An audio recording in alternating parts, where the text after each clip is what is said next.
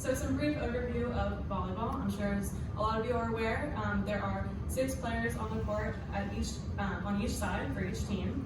The court is shown here with the middle vertical line representing the net. And the court is split up into 6 zones, with each position being occupied kind of as a base zone for each position. And these are the listed out positions. The main ones I'll be talking about today are the hitters or the attackers, which are the middle, the second, third, and fourth that are listed here. So outside hitter, their zone is out of zone 4.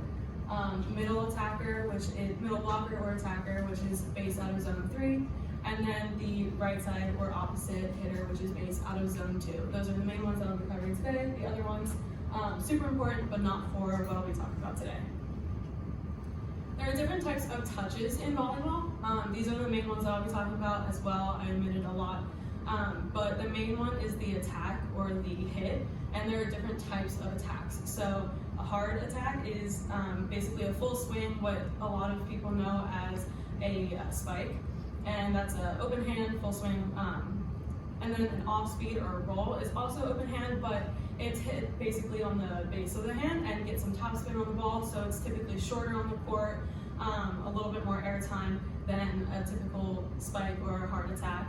And then a tip, which is an open hand, soft hit over the net. An error is when a hit is hit into the net or out of bounds, resulting in the point being over. A kill is also a type of attack where the point is over, but it's when the offensive team gets the point off of the attack. It's when the opposing team is unable to successfully defend the ball. A dig is when the defending team is able to get a successful touch off of the attack, and that is the typical motion that a lot of people know as the bump, which is in the top right corner. But a dig is specifically off of a hit or an attack.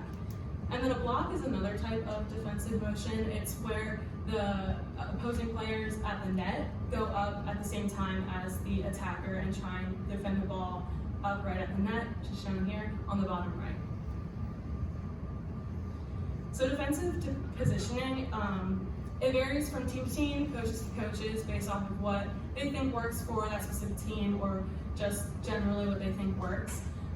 So these are the types of traditional methods that are employed by coaches.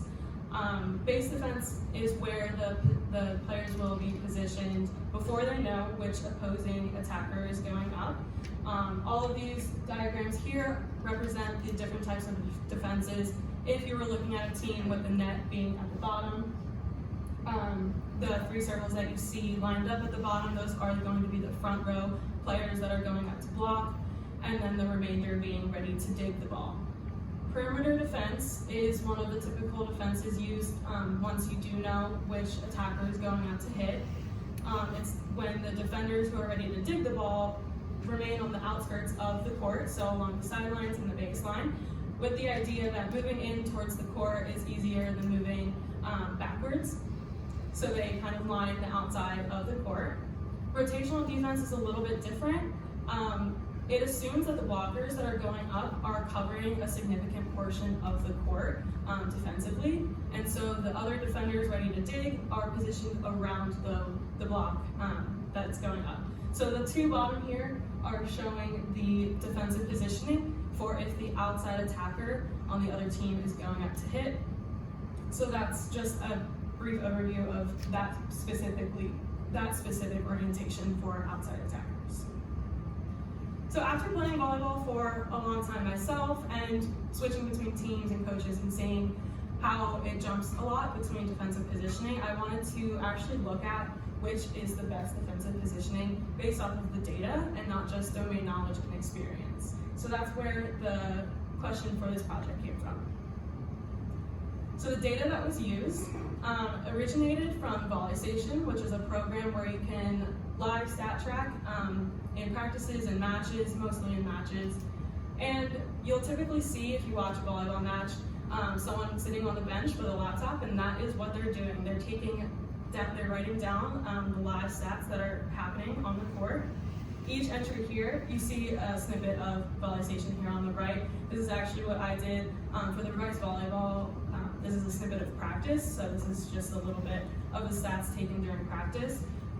Each entry here represents one touch that happens in the game. So it takes down the team, the player number, the action type, and it goes into skill subtype, which is where, for example, the attacks, where you have the open hand tip, the roll, and then also the full swing. The evaluation code, so whether it's a kill, an error, or just in play. The start location and the end location, so where the ball was touched and where it ended up after it was touched. So all of that is written down in each entry on Volley Station. After this is done for a practice or a match, it's uploaded to VolleyMetrics, which is a shared platform that a lot of collegiate volleyball uses, as well as pro leagues. You can use it for scouting, so you can look at other teams' videos, pull their stats, and create scout reports for teams that you're about to play, as well as doing it for your own practices and matches. Coaches will use it to tag players in the video and give comments about their skills on that. So the data that was actually used was pulled from VolleyMetrics. It was from a bunch of matches from the 2023 season for Rice University, so Division I NCAA. And it totaled to be about 3,800 attacks, with a little over half of them being from the outside, a third being from the opposite or the right side, and the remainder being from the middle attacker. And attacks with a significant block touch were completely removed from the data set. A block that has a significant touch changes the trajectory of the attack, and so this was not as applicable to what we were looking at. And as well, there was some inconsistencies in the coordinate data, so just to have everything clean and applicable. So this is just showing what the coordinate system is like. It's not too important, but essentially one coordinate translates to 10 feet on the court. And it starts at 0.5 in the bottom left corner, goes to 3.5, 6.5 at the top right. So the court is 30 feet wide and 60 feet long. So the coordinate data was primarily what I was using to create this analysis. And the end locations for the attacks was what I was wanting to look at. However, there's some inconsistencies in this data. So the data would have the end location for an attack if it was dug to be where the defender touched the ball on the court. However, there are also bounced attacks, which include errors and kills where a person on the defending team did not touch the ball at all. And the end location for these attacks would be where the ball hit the ground. And so to create consistency within the data, I wanted to make an adjustment on the attacks that were bounced to where a defender on the court would theoretically touch the ball. And so it was assumed that the average height of an attack was 100 inches or 1 foot above the net, and the average touch of a person defending the ball would be 30 inches above the ground. So it was essentially a 30% adjustment for the balls that were bounced on the court. So after cleaning the data, getting rid of the block touches, and adjusting the bounced attacks, I ran the standard K-means clustering algorithm to get an idea of where most of the attacks ended up on the court. So for each of these graphs, it's hard to see the titles, I know, but the X represents where the offending team's attacker was located. So on the left is outside attacker, middle is the middle attacker, and the right side is the right side or opposite attacker. And so the dots that you see, the white dots, there's 4 on the left, 3 in the middle, and 4 on the right. Those represent where the defenders, in this case, it's where the means positions are for where the attacks ended up. I chose to do 4, 3, and 4 because typically for the outside and the right side attacks, 2 blockers go up and the rest of the team is ready to be positioned for a dig. Whereas the middle, it kind of varies how many blockers go up between 1 and 3. So I stuck with the guaranteed 3 defenders, so looking at just the 3 positions on the court where most of the attacks ended up. So looking at K-means clustering versus what I actually wanted to look at. K-means clustering, if you're familiar with it, it just finds the mean point. You input the number of means that you want, and it finds those means of minimizing the distance of nearby observations.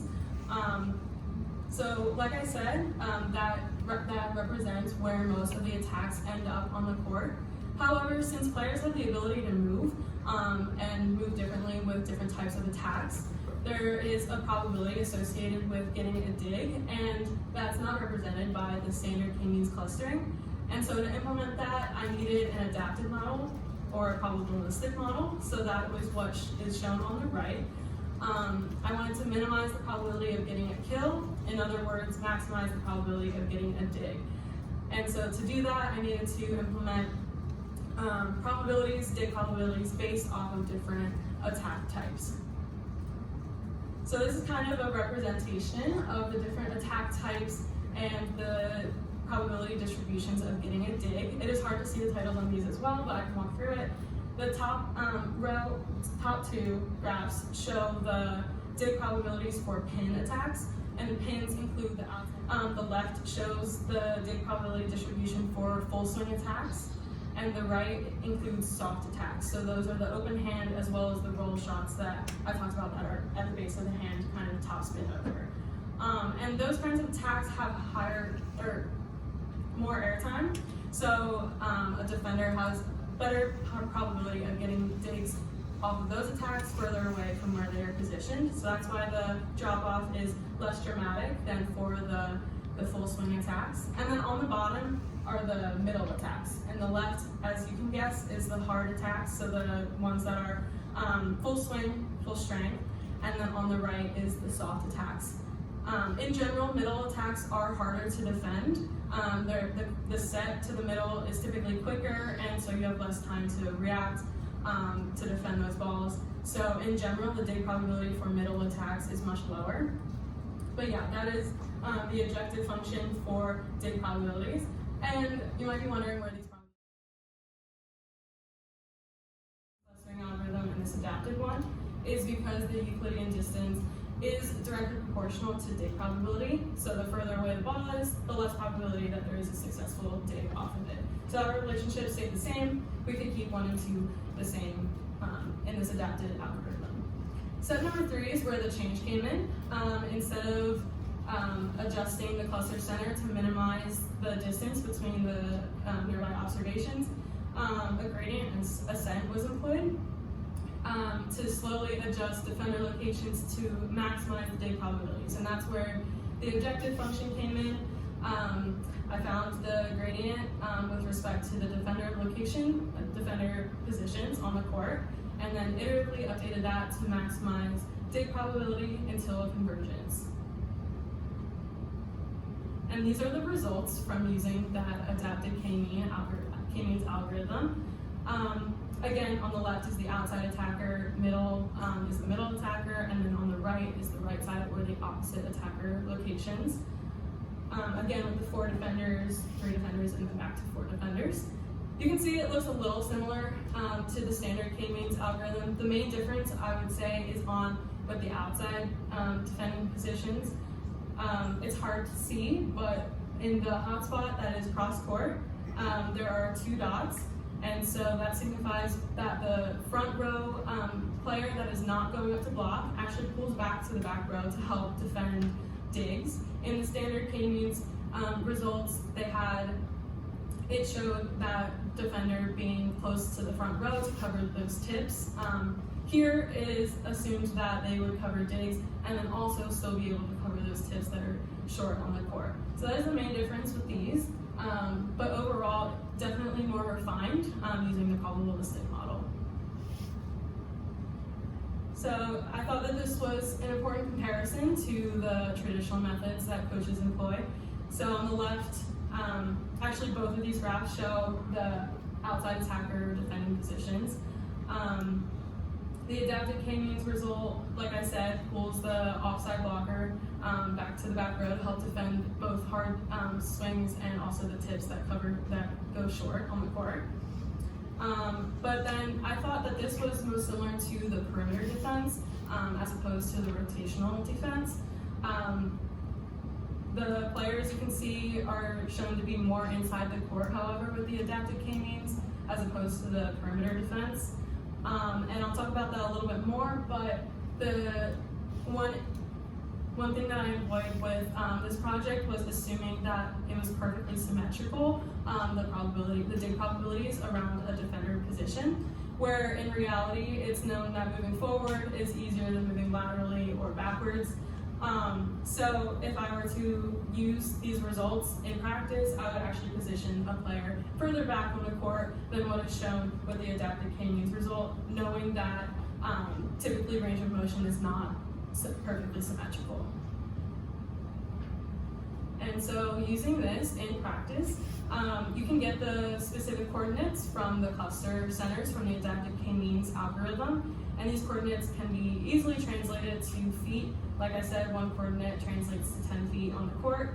So this is useful information for players and coaches to tell, to give an idea of where they actually should be positioned on the court for different types of attackers.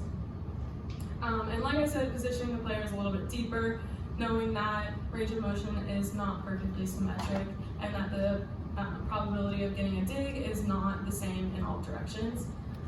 And then with the middle attacks, it showed the middle defender being super close up on the court, which some of you probably, if you're familiar with the sport, thought that this was a little weird. I did too, but I believe that not a lot of middle attacks go straight down the line because there is usually a strong block right at the net, so the middle has to choose a side to go down. So to address this, the results had the middle defender coming all the way up to cover those short tips that happen right over the block. And so if I were using this as a coach to position my players, I would actually have the 3 defenders all in a line. And so that middle defender can cover deeper balls if that happens, but also easily able to move forward to cover those short tips. But overall, the results reinforce the traditional defense strategies that coaches employ with the 2 side defenders covering shorter attacks and the middle defender staying deep to cover deeper attacks. And so how I would like to work on this project in the future, I would like to continue testing coordinate data, so looking at those block touches and figuring out those inconsistencies, since it was a significant portion of the data set that was removed with attacks that had significant block touches. So working with that data, figuring out how to incorporate that. And again, refining player mobility information, so employing more of an oval where the defender position is located more towards the back of the oval instead of the perfectly symmetrical dig probability distribution around the defender position. And then finally, expanding the data set. So right now it is just Rice University matches from 2023, so about half of the data points are from Rice University, which obviously makes the data a little bit biased. So I would like to, one, expand it to a multitude of teams across the Division I level to get more generalized results. I also think that this analysis would be particularly useful for scouting teams that you're about to play. So running the algorithm specifically on just one team to see their attack tendencies, and then slightly adjusting your team's defending location for the specific team in preparation for a game in the future.